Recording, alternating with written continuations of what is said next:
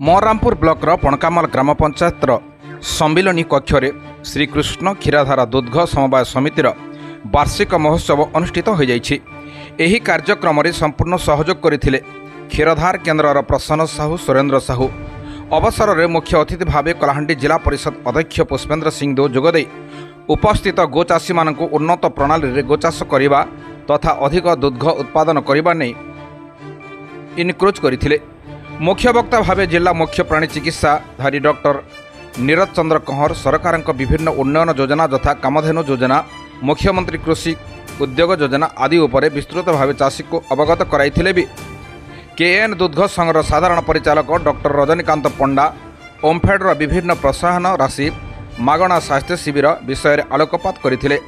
सम्मानित अतिथि भाव गोष्ठी उन्नयन अधिकारी मररामपुर श्री शरद कुमार जोगदे गोचाषी को नरेगा योजना रे गुहाल घर जोगाई देवा एवं भविष्य में मररामपुर दुग्ध शीतलीकरण केन्द्रर व्यवस्था करने को प्रतिश्रुति देथिले।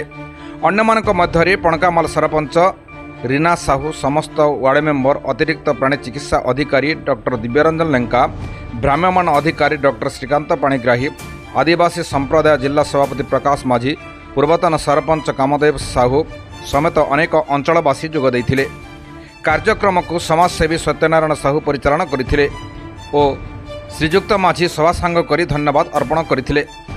कलाहांडी जिला महरामपुर क्षीरधार साहू रिपोर्ट निर्मल टीवी।